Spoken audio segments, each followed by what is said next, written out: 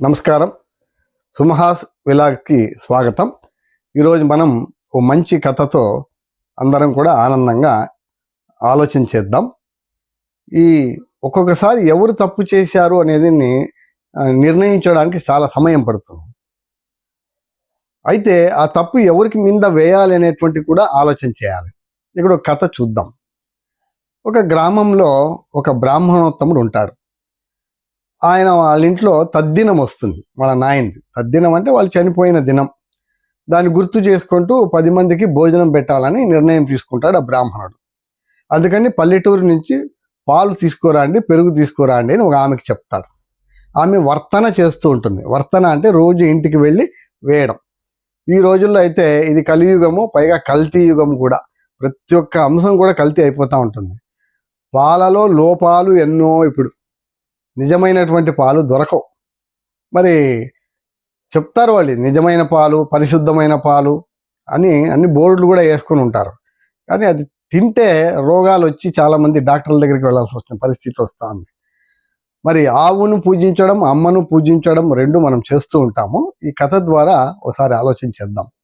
ఆ పాలు పెరుగు తీసుకొని ఆవిడ పాపం ఒక గంపలో పెట్టుకున్నది. ఆ కుండలు కొట్టుకోకుండా మధ్యలో శనగ విత్తనాల పొక్కలు వేసిందనమాట. అది ఒత్తిడి తట్టుకోవడానికి. పైన ఒక గుడ్డ కప్పింది, తల మీద పెట్టుకొని వస్తూ ఉంది ఆమె. ఆ స్వామి చెప్పిన సమయానికి చేరుకోవాలని పాపం వస్తూ ఉంది. పల్లెటూళ్ళలో చాలా బ్యాలెన్స్డ్గా నడుస్తారు వాళ్ళు, అలవాటు అయి ఉంటుంది వాళ్ళకి. గంప పెట్టుకొని కూడా చక్కగా నడుస్తూ ఉంటారు. ఆవిడ అలా వస్తూ ఉంటే ఒక గరుడ పక్షి పైన ఒక పాముని తీసుకొని పోతూ ఉంది. ఆ పాము మరణ వేదన తట్టుకోలేక అది విషం కక్కిందనమాట. ఆ విషం సరాసరి ఆ కుండ దగ్గరికి వస్తూనే ఆ కుండ పైన ఉండే గుడ్డ తొలగిపోయింది. వెంటనే విషం దాంట్లో పడిపోయింది. గుడ్డ మూసేసుకున్నది. ఈ విషయం ఆమెకు తెలియదు పాపం. సరే, గరుడ పక్షి ఆహారం పాము. పాము ఆ బాధ భరించలేక కక్కింది. అది ఆమెకి తెలియదు. తీసుకెళ్ళి ఇచ్చేసింది. బ్రాహ్మణుడు అందరినీ పిలిపించి ఆ పాలతో పాయసం చేయించాడు. ఆ పెరుగు వడ్డించడానికి సిద్ధం చేశారు. అందరినీ సాధారణంగా ఆహ్వానించి కూర్చోబెట్టి భోజనం చేయండి అని చెప్పాడు. మరి అందరూ కూర్చున్నారు. పాయసం బాగుందని అందరూ తినేసినారు. ఇంకా ఎవరి ఆకు దగ్గర వారు అపస్మారక స్థితిలో, దాదాపు చనిపోయే స్థితిలోనే పడిపోయారు.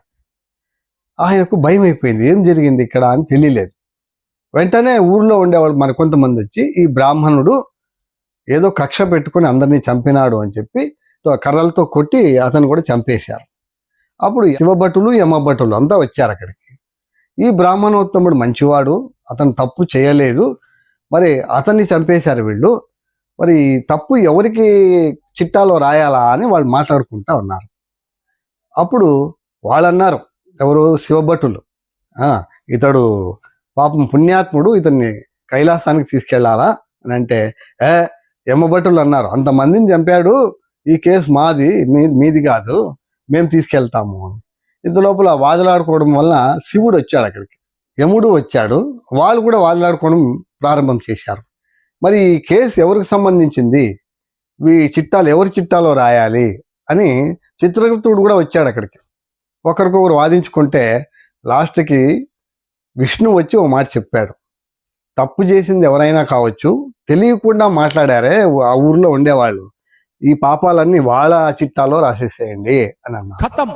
అంటే ఇక్కడ పాపం బ్రాహ్మణుడికి తప్పు తెలీదు, ఆ పెరుగు తీసుకొచ్చిన ఆమెకి తెలియదు, కానీ ఏం జరిగిందో తెలియక మాట్లాడారు కదా, వాళ్ళ చిట్టాల్లోకి ఉన్నాయి ఆ పాపాలన్నీ. ఈ కథ మనం ఎందుకు చెప్పుకోవాలంటే, ఏది తెలియకుండా అనవసరంగా ఎవరిని ఏమీ అనకూడదని పూర్వకాలం ఈ కథను చెప్పారు. సర్వే జనాః సుఖినో భవంతు. నమస్కారం.